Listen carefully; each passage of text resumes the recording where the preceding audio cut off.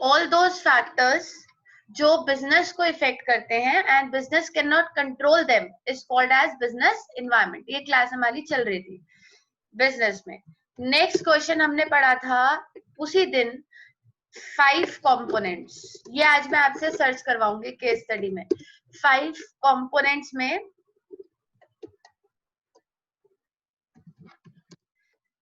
ESTPL क्या था मानव? ये ESTPL शुरू करें। कल भी छुट्टी हो गई, परसों भी छुट्टी हो गई। Manav economical, social, technical, economical, social, political और लीगल। पॉलिटिकल, टेक्निकल और लीगल। तो ये पांचों फैक्टर्स बिजनेस पर असर डालते हैं। That is in short it is called as ESTPL। उसके बाद नेक्स्ट आता था जो मैंने आपको उसके नेक्स्ट से पढ़ाया, that is Mitali importance of business environment. कि बिजनेस एनवायरनमेंट की क्या इंपॉर्टेंस है, क्या फायदे हैं। अगर हम बिजनेस एनवायरनमेंट को कंट्रोल नहीं कर सकते तो हम इसको स्टडी क्यों करें, क्या फायदे हैं। उसका हमने कोड पढ़ा था, दैट इज हॉट EMP। कि एक तो it will help to cope up with the changes. आप टाइम पे अपॉर्चुनिटीज को अवेल कर सकते हो, थ्रेट्स को अवॉइड कर सकते हो, efficient utilisation of resources, workers motivate रहेंगे और basis of planning. It is a basis of planning. आपकी प्लानिंग कभी भी फेल नहीं होगी। क्वेश्चन नंबर 4 हमने पढ़ा फीचर्स, बिजनेस एनवायरनमेंट के फीचर्स। बिजनेस एनवायरनमेंट के फीचर्स थे बहुत सारे कि इसके अंदर 2 तरीके के फैक्टर्स आते हैं, स्पेसिफिक और जनरल। आज मैं आपसे क्वेश्चंस पूछने वाली हूँ इसलिए रिवाइज करा रही हूँ, स्पेसिफिक और जनरल। फिर दूसरा मैंने आपसे पूछा था बिजनेस एनवायरनमेंट स्पेसिफिक और जनरल। जनरल में ESTPL आता है और स्पेसिफिक तो होते ही है, कॉम्पिटिटर, सप्लायर एक्सेट्रा। दूसरा बिजनेस एनवायरनमेंट बहुत ज्यादा डायनामिक है, it keeps on changing, uncertain है, आप इसे प्रिडिक्ट नहीं कर सकते। वर्ड्स याद है मेरे? कॉम्प्लेक्स है, बहुत सारे फैक्टर्स हैं तो इसको स्टडी करना मुश्किल है। और एक आखिरी बात कि ट्रांसटिविटी, ये place to place, area to area different होता है। फिर इंडिया का सबसे बड़ा environment change, that is new industrial policy 1991। New industrial policy 1991 India का सबसे बड़ा बिजनेस एनवायरनमेंट चेंज। याद होगा आप सबको, इंडिया का सबसे बड़ा बिजनेस एनवायरनमेंट चेंज NIP 1991, जिसके अंदर बेटा जी 3 चीजें आई थी। LPG एग्जैक्टली, जिसके अंदर 3 चीजें आई थी, LPG, लिबरलाइजेशन, प्राइवेटाइजेशन, ग्लोबलाइजेशन। मैंने आपसे उसका इफेक्ट पूछा था ऑन इंडस्ट्री, पढ़ाया था ट्रेड एंड कॉमर्स। पढ़ना है घर पे साथ साथ, अगर घर पे नहीं पढ़ोगे आप पीछे हो जाओगे, स्कूल वालों का कुछ नहीं जा रहा है तो आपके बोर्ड्स उसी टाइम पे होने हैं, तो इसलिए आप अपनी तैयारी अच्छे से करो। LPG effect on industry, trade and commerce. तो NIP 1991 LPG का क्या इफेक्ट पड़ेगा इंडस्ट्री, ट्रेड एंड कॉमर्स पे? एक मैंने आपको बताया था, मोर डिमांडिंग कस्टमर्स। जाओ मम्मा टीवी चलाओ। मोर डिमांडिंग कस्टमर्स, मोर कंपटीशन, ह्यूमन को चेंज होना पड़ेगा, नीड फॉर चेंज। टेक्नोलॉजी और ज्यादा क्या आ चुकी है? मॉडर्न, और ज्यादा मॉडर्न टेक्नोलॉजी आ चुकी है। एक पढ़ाया था कि अब कस्टमर प्रॉफिट पे नहीं, कस्टमर सेटिस्फैक्शन पे सेलर ज्यादा फोकस करता है। और एक लास्ट पढ़ाया था कि अब बजट से प्राइवेट सेक्टर को सपोर्ट नहीं मिलेगा। जैसे मुझे याद है आपको भी याद होना चाहिए, दोबारा याद करो। क्या असर पड़ेगा LPG का इंडस्ट्री, ट्रेड और कॉमर्स पे? एक तो मोर डिमांडिंग कस्टमर्स क्योंकि वेराइटी बढ़ गई, मोर कंपटीशन क्योंकि MNCs एंटर हो गई, नीड फॉर चेंज क्योंकि दुनिया बदल रही थी, मॉडर्न टेक्नोलॉजी, बजट से प्राइवेट सेक्टर को कोई सपोर्ट नहीं मिलेगा क्योंकि अब सब कुछ पब्लिक से प्राइवेट हो चुका है, और मार्केटिंग आ गया था। यानी कि अब जो सेलर है वो प्रॉफिट पे फोकस ना करके मिताली किस चीज पे फोकस कर रहा था? The customer satisfaction. Very good. अब वो प्रॉफिट पे फोकस नहीं कर रहा था, वो कस्टमर सेटिस्फैक्शन पे फोकस कर रहा था। Very nice. पहले पढ़ा देती हूँ, फिर 1-2 क्वेश्चन और हैं, फिर केस स्टडी कराऊंगी। क्वेश्चन नंबर 6, वैसे तो चैप्टर ऑलमोस्ट ओवर है लेकिन फिर भी पढ़ लो। क्वेश्चन नंबर 6 इज, ये क्वेश्चन ना मैं क्यों बोल रही हूँ कि इतने इंपॉर्टेंट नहीं है, क्योंकि ये लास्ट टू लास्ट ईयर कुछ 1-2 क्वेश्चन इस चैप्टर में ऐड हुए हैं। क्वेश्चन अच्छे हैं, आपको समझ में आ जाएंगे, लेकिन छोटे क्वेश्चन हैं। क्वेश्चन नंबर 6 ये है, managerial reaction towards business environment change, towards business environment change. ऐसे ही एक छोटा सा क्वेश्चन सिलेबस में डाला है, that is managerial reaction towards business environment change. बस ये लास्ट है, फिर हम केस स्टडी शुरू करते हैं।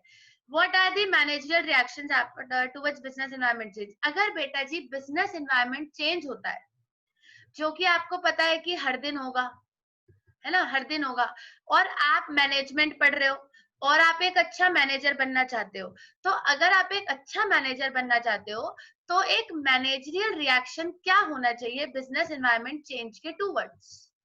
मतलब अगर बिजनेस एनवायरनमेंट में चेंज आता है तो बेटा जी मैनेजर को क्या करना चाहिए, ये मेरा आपसे क्वेश्चन है। कि जैसे बिजनेस एनवायरनमेंट चेंज होता है, आपको तो पता ही है कि business environment will change continuously, तो अगर बिजनेस एनवायरनमेंट चेंज होगा तो एक अच्छे मैनेजर को उसमें कैसे रिएक्ट करना चाहिए।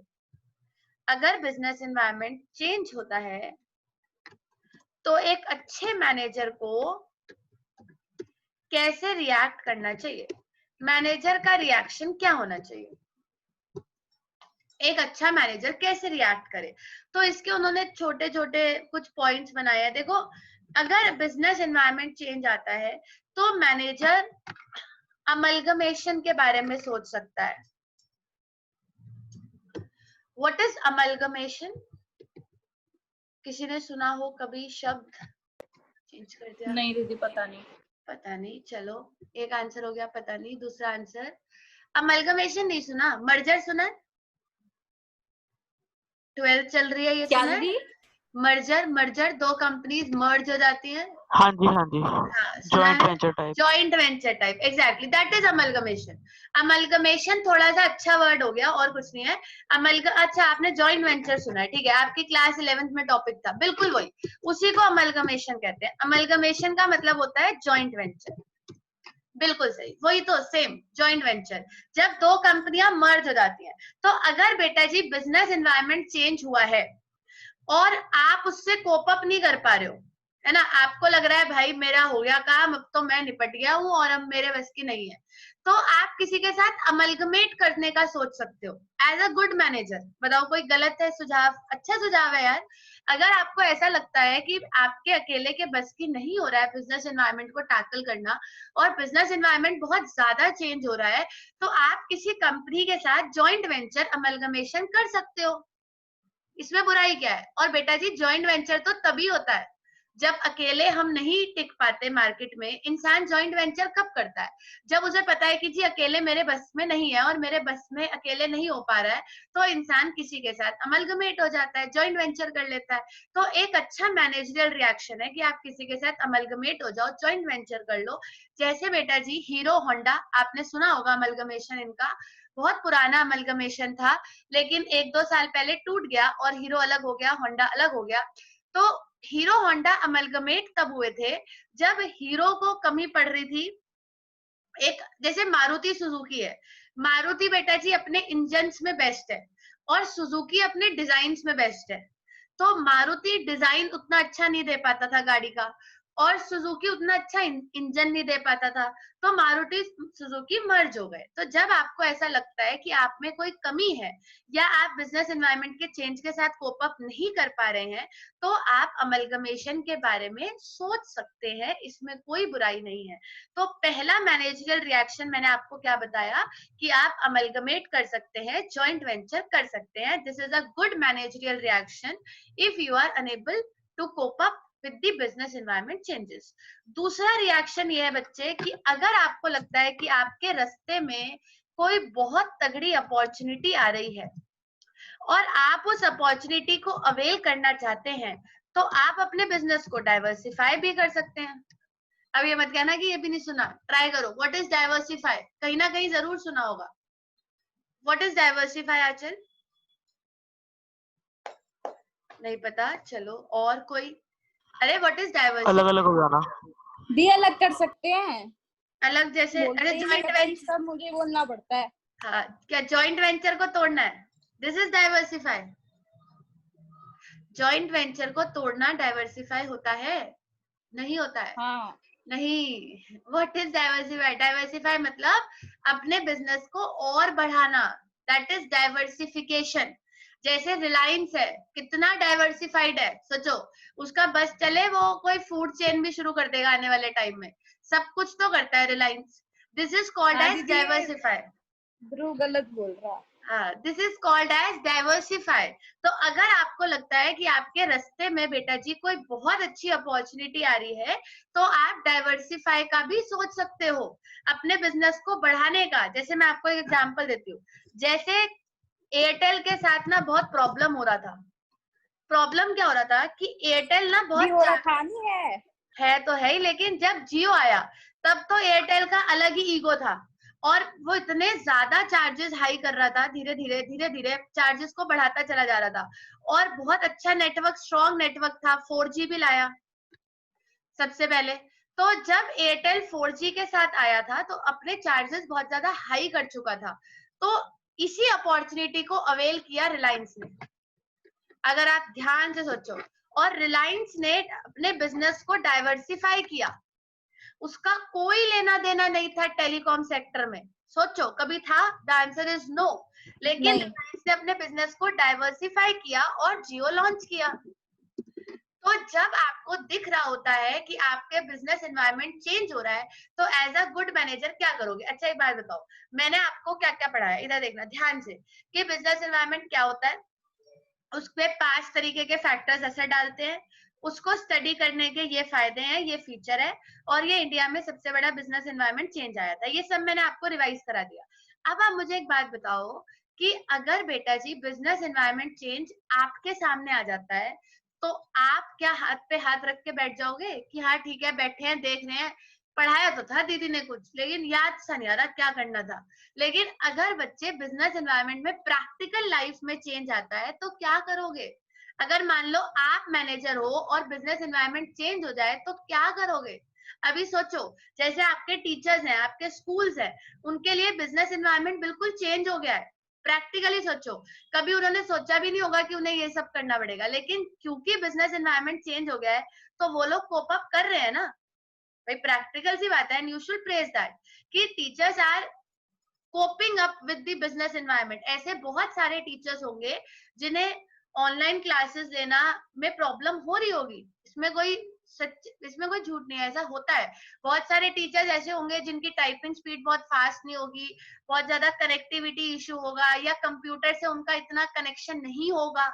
तो जब बिजनेस एनवायरनमेंट में चेंज आ जाता है तो एज अ मैनेजर आप क्या करोगे? तो एज अ मैनेजर अगर आप उस चेंज के साथ कोप अप नहीं कर पा रहे हो, अगर आप उस चेंज के साथ कोप अप नहीं कर पा रहे हो, या आपको ऐसा लगता है कि जॉइंट वेंचर या अमलगमेशन करके फायदा है, तो आप उसके बारे में सोच सकते हो, क्योंकि people usually do joint ventures and amalgamation at the time of business environment change.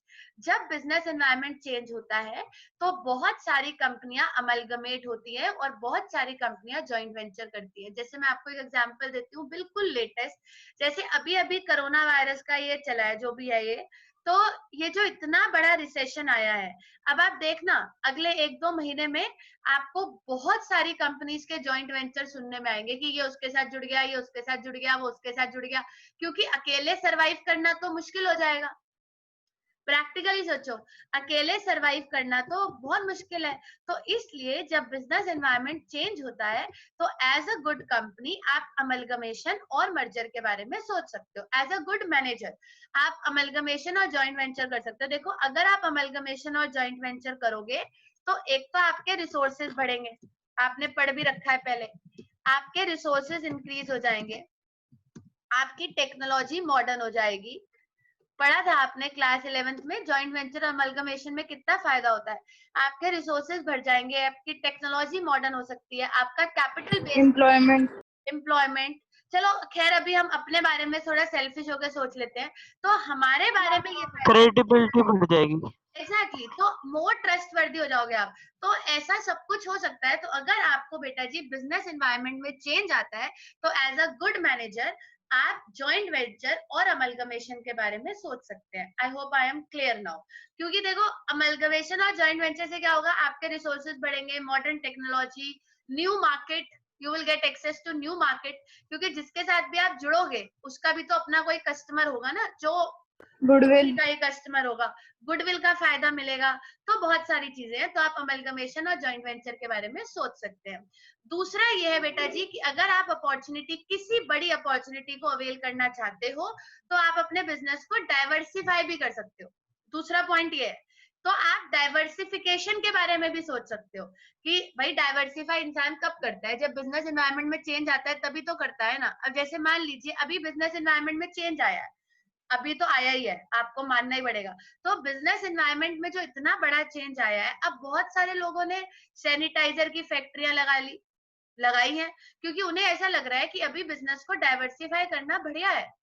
तो इसलिए जब आपका बिजनेस एनवायरनमेंट चेंज होता है तो आप अपने बिजनेस को डाइवर्सिफाई भी कर सकते हो। जैसे मैंने आपको एक एग्जांपल दिया, जैसे एयरटेल जब 4G लाया तो 4G एक बिजनेस एनवायरनमेंट चेंज था, क्योंकि लोग 3G यूज करते थे और 3G में भी बेटा जी नेटवर्क की बहुत समस्या रहती थी। तो जब 4G आया और एकदम से बहुत अच्छी स्पीड आने लग गई तो एयरटेल ने अपने चार्जेस हाई कर दिए।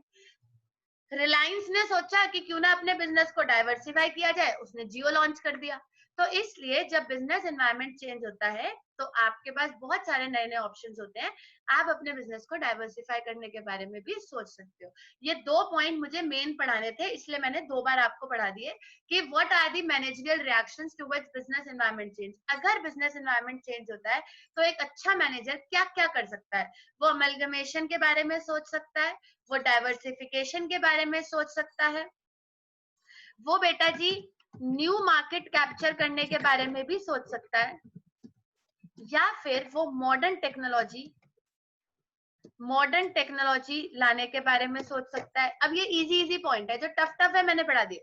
वो मॉडर्न टेक्नोलॉजी लाने के बारे में भी सोच सकता है, क्योंकि बिजनेस एनवायरनमेंट चेंज हुआ है, क्या पता टेक्नोलॉजी चेंज करने से आपका एफिशिएंट यूटिलाइजेशन ऑफ रिसोर्सेज हो जाए और आपके रिसोर्सेज बिल्कुल भी वेस्ट ना हो, ऐसा हो सकता है।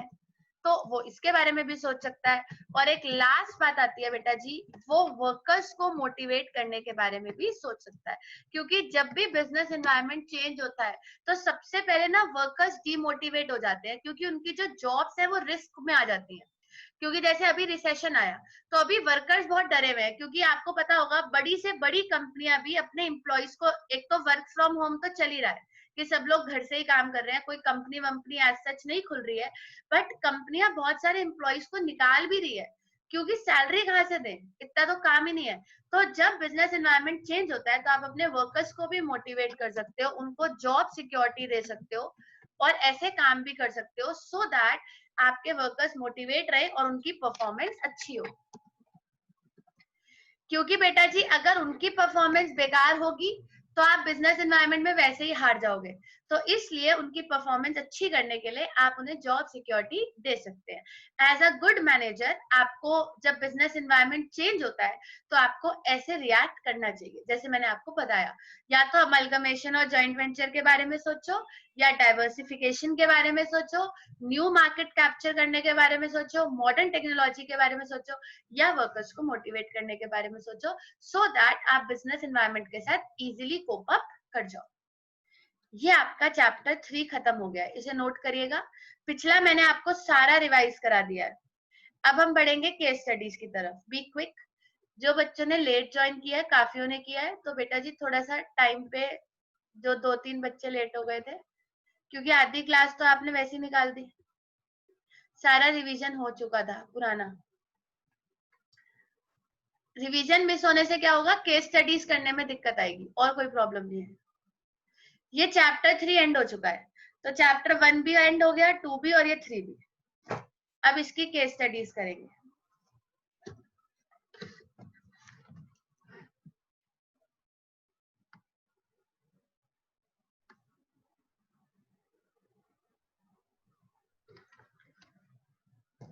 चैप्टर 3 की केस स्टडीज आप नोट कर लो पहले।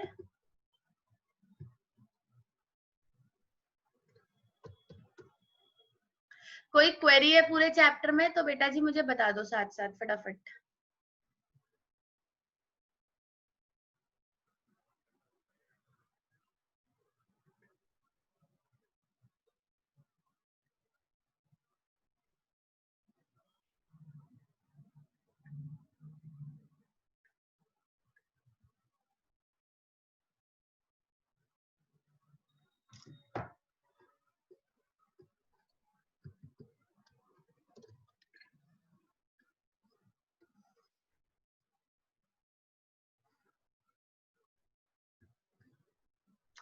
चैप्टर क्लियर है आंचल, तनीषा पूरा? हाँ जी दीदी। आंचल चैप्टर क्लियर हो गया? खत्म हो गया बच्चे चैप्टर? समझ आ गया ना अंजलि? हाँ दी। अनुरत, कोई क्वेरी है अनुरत? नहीं थी। आयुष, दक्ष, नहीं थी कुछ। ध्रुव कुछ पूछना है? मानव, मानसी? नहीं दीदी। नहीं दीदी क्लियर है। सब आता है, सब डन। चलो अभी देखेंगे, केस स्टडी शुरू हो रही है। मिताली क्लियर है चैप्टर? प्रखर डन?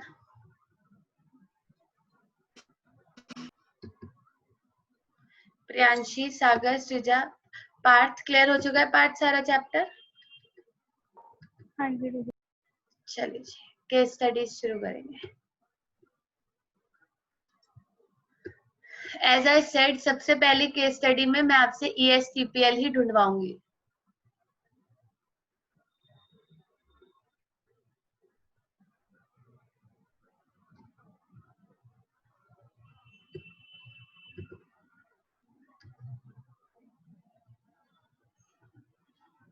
हम चैप्टर 4 पे है। 4 मतलब टोटल 8 ही है, तो आधी बुक खत्म हो जाएगी, इसलिए थोड़ा सा पढ़ लो। 4 या 3 है तो 3 था। 3 तो खत्म हो गया, 4 में भी ऐसा 4 भी छोटा सा ही है, उसमें भी 2-3 क्वेश्चन ही हैं। आगे के चैप्टर्स बहुत छोटे हैं, तो इसलिए बेटा जी घर पे थोड़ा सा पढ़ लेना। जी। ये 3 था।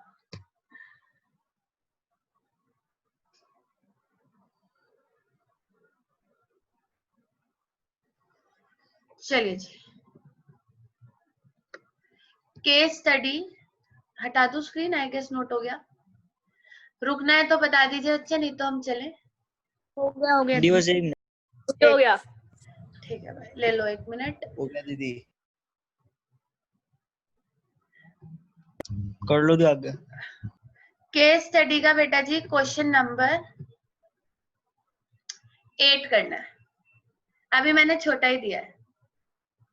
Question number 8,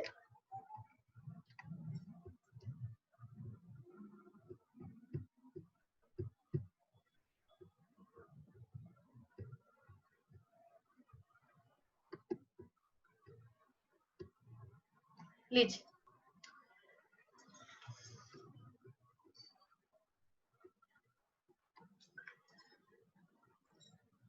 Identify the different dimensions of business environment by quoting the lines from the above particulars. Questions देखने बहुत जरूरी है 12th में, क्योंकि थोड़े अलग अलग तरीके से आते हैं।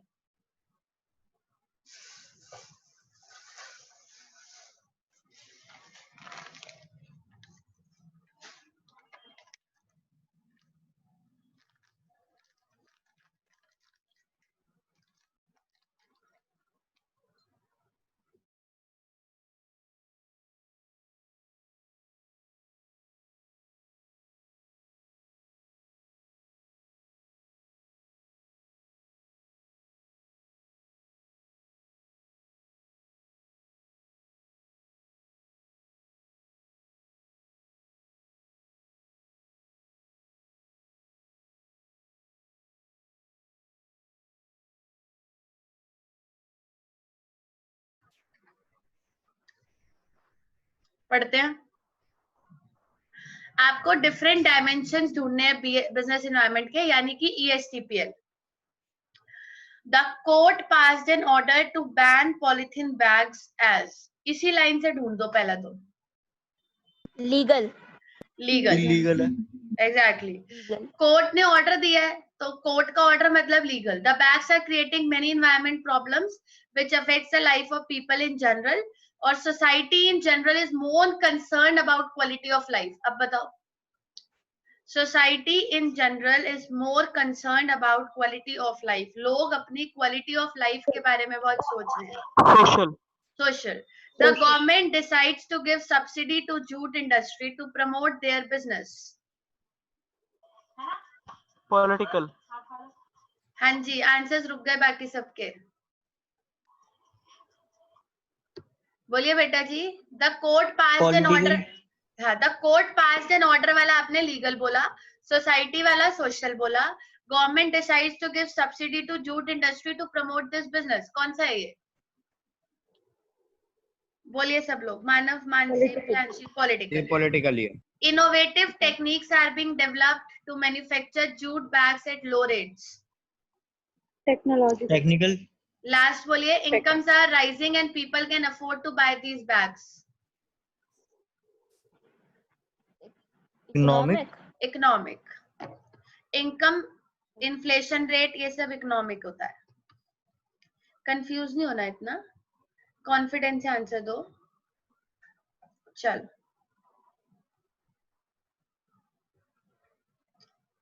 लीजिए क्वेश्चन नंबर. क्वेश्चंस चैप्टर से बहुत अजीब होते हैं. चैप्टर बहुत आसान होता है, क्वेश्चन बहुत टफ होते हैं. चलिए क्वेश्चन नंबर 12. बड़ी है बहुत केस स्टडी.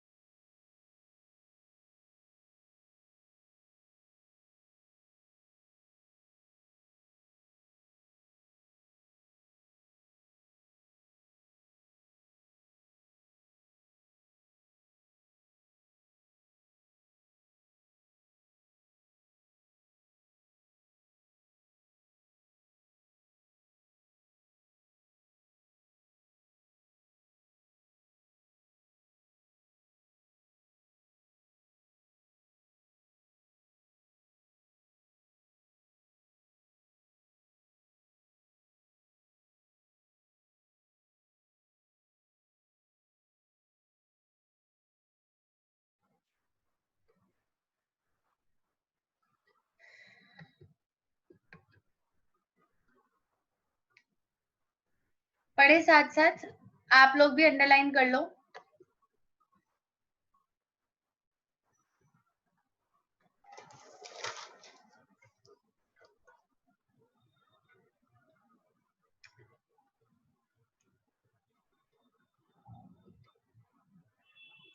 जिसको जो मिल जाए वो पॉइंट बोल दीजिएगा बस जल्दी से जल्दी. यही काम है.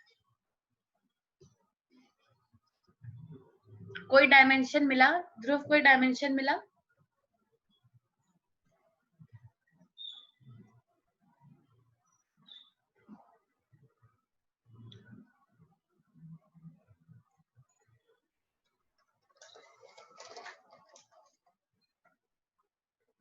दिए एक मिला the political factors.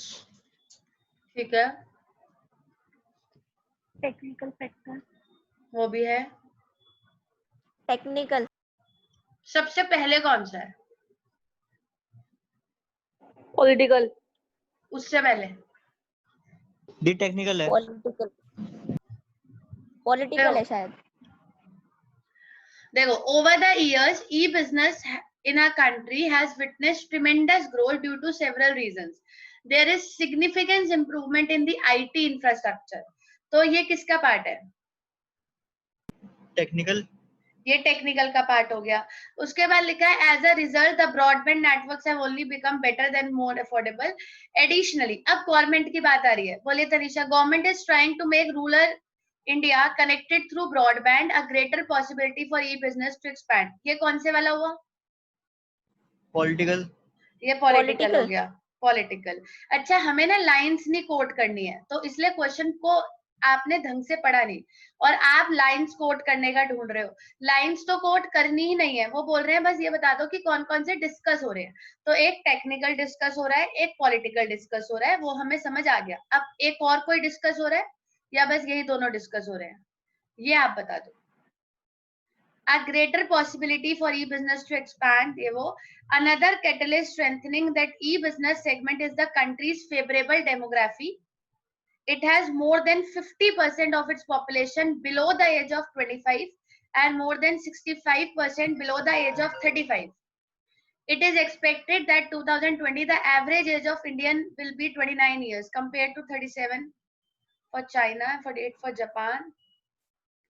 Moreover, the penetration of smartphone in the large section of the population address the problem of commute literacy. Consumers also prefer e-business due to multiple factors like convenience. Exactly, social. कोई और discuss हो रहा है कि नहीं हो रहा है social?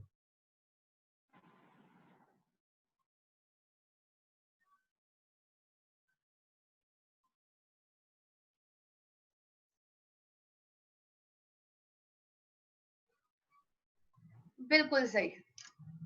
अब आप बताओ कोई डाउट है तो. कौन कौन से मानव 3 फैक्टर्स डिस्कस हो रहे हैं? Take your time. ठीक है. सोशल हो रहा है. बोलो बोलो. इकोनॉमिकल. इकोनॉमिकल कहाँ हुआ? दीदी सोशल टेक्निकल और गवर्नमेंट वाले नहीं. पॉलिटिकल. हाँ, पॉलिटिकल. आंसर बिल्कुल पॉइंट पे लिखना है ना. सोशल हो रहा है, पॉलिटिकल हो रहा है, टेक्निकल हो रहा है. और बताओ लीगल हो रहा है? सब लोग बोलिएगा. लीगल हो रहा है कहीं पे प्रखर डिस्कस? नहीं. तो लीगल को क्रॉस कर लेते हैं. लीगल तो कहीं नहीं है. और एक बचा इकोनॉमिकल. इकोनॉमिकल है कहीं? नहीं. तो 3 फैक्टर्स डिस्कस हो रहे हैं. वो बोल रहे हैं identify and explain the various dimensions of business environment being referred in the above case. तो एक आपने बोला है पॉलिटिकल, एक रहा टेक्निकल, ये रहा सोशल. देख लो आंसर. 3 ही हो रहे हैं ना, पॉलिटिकल, टेक्निकल और सोशल. ठीक है. तो रट के कुछ नहीं होगा. मैं आपको केस स्टडीज इसलिए करा रही हूँ चाहे बोरिंग हो, बट रट के कुछ नहीं होगा. आप रट के चले जाओ, क्या होगा उससे? कुछ भी नहीं. करो 13th करिए. The dimensions of development being discussed above state the principle of management followed by 14. That is when इसमें 2 क्वेश्चन है. आपको डायमेंशन भी बताना है और प्रिंसिपल गिवन बाय फ्यूल. वो 40 गलत हो गया. Given by fuel. Take your time. धीरे धीरे पढ़ो. चैप्टर 2 भी. हाँ, ऐसा तो होता है बच्चे. चैप्टर 2 का एक पॉइंट, एक 1 का, एक 3 का मिक्स करके केस स्टडी बन जाती है. पेपर में भी आती है. पेपर में भी आती है ऐसी. ये सारी पेपर की है, पुराने बोर्ड्स की केस स्टडी है जो इकट्ठी करी है. चलिए ठीक है.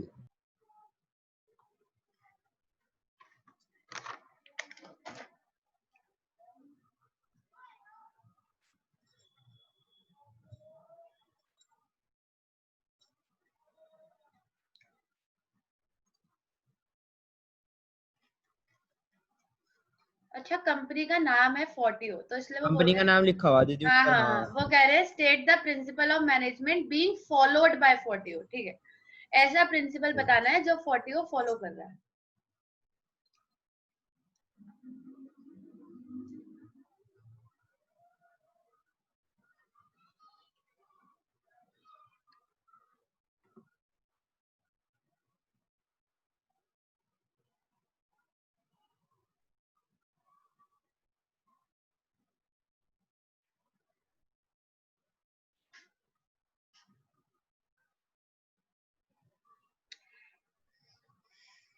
Benny, after completing her MBA, took up a job in a multinational company named Fortio. The company was paying good salary and perks to its employees. The wages were within the paying capacity of the company,